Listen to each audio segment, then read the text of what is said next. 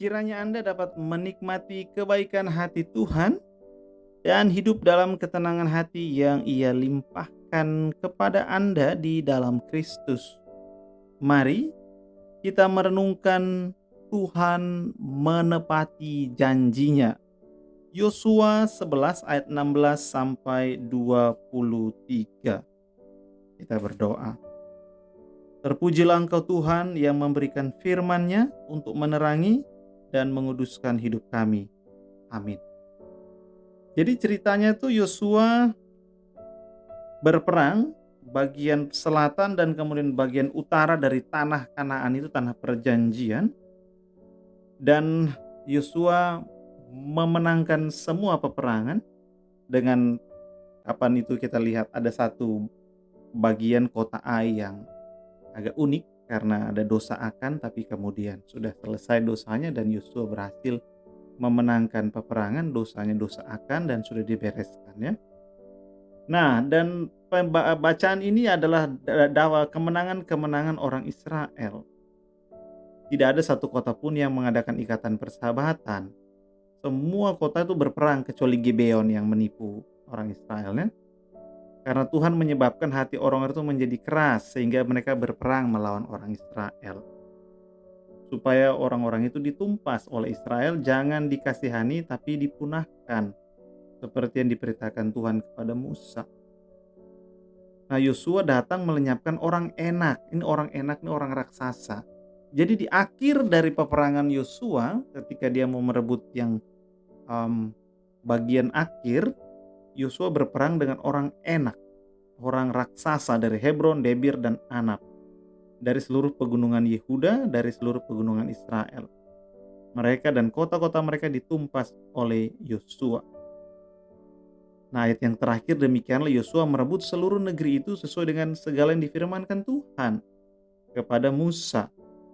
Artinya Tuhan berfirman kepada Israel, Tuhan berfirman kepada Musa bahwa Israel akan menduduki tanah perjanjian digenapi ketika Yosua merebut seluruh negeri itu. Nah, perhatikan ada kalimat yang sangat menarik sekaligus menjadi pengertian bagi kita saat ini dalam masa ini. Ketika Tuhan berjanji, maka Tuhan akan menepatinya. Tapi perhatikan bahwa Yosua merebutnya. Tuhan berjanji, Tuhan menepati, Tuhan menyertai, tapi Yosua yang merebutnya. Dan Tuhan bilang di awal yang kita sudah bahas, kuatkanlah dan teguhkanlah hatimu. Bahkan di akhir sini Yosua harus berhadapan dengan para raksasa, orang-orang enak yang kira-kira tingginya 3 meter plus minus. Sangat besar, bukan 2 meter, 3 meter. Sama seperti kalau ukurannya mirip Goliat, karena itu Goliat itu turunan juga, turunan orang enaknya, turunan raksasa. Itu 2,96 meter ya, hampir 3 meter. Kurang lebih segitulah. Sehingga ini tantangan yang sangat besar. Dari awal masuk, sungainya meluap, dibuat Tuhan jadi kering. Kota pertama yang dihadapi kota dengan kubu tembok yang sangat besar, Yeriko. Dan seterusnya sampai di bagian akhir malah ketemu raksasa paling besar. Tapi dalam semua hal itu Tuhan menyertai Yosua sehingga Yosua berhasil merebut tanah perjanjian itu. Dan itulah tepatnya yang dikatakan Tuhan kepada Musa, bahwa Israel akan menduduki tanah perjanjian. Dan di sana dibilang, baru saja kita baca, Tuhan mengeraskan hati orang-orang itu sehingga orang-orang itu tidak mau mempersilahkan Israel untuk melewati tanah mereka, untuk berbagi tanah dengan mereka, nggak mau. Sehingga mereka berperang, sama seperti kali lalu kita bahas mengenai 5 raja itu yang menyerang Gibeon dan kemudian harus berhadapan dengan tentara Israel karena Israel berteman dengan Gibeon. Karena mereka tidak mau. Jadi memang peperangan itu diset oleh Tuhan karena dua belah pihak lawan ini tidak mau menghidup bersama Israel, maunya perang aja. Dan itu Tuhan yang bikin. Supaya apa? Supaya mereka ditumpas. sehingga mereka ditumpas dan Israel dapat menduduki tanah itu. Nah, kalau pertanyaannya kenapa ditumpas, maka jawaban singkatnya adalah karena orang-orang ini adalah orang-orang jahat.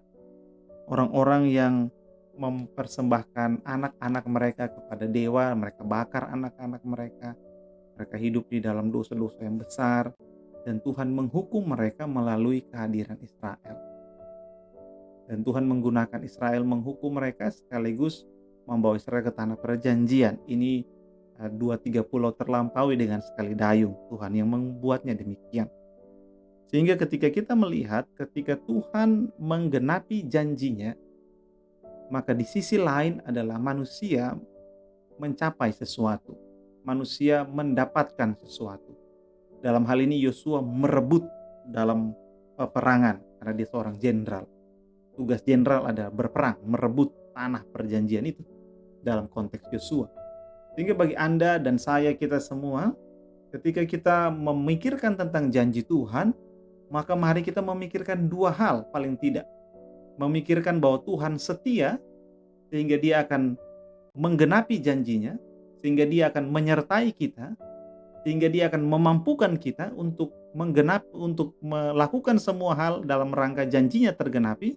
Tetapi kita juga harus ingat bahwa kita harus juga menguatkan hati.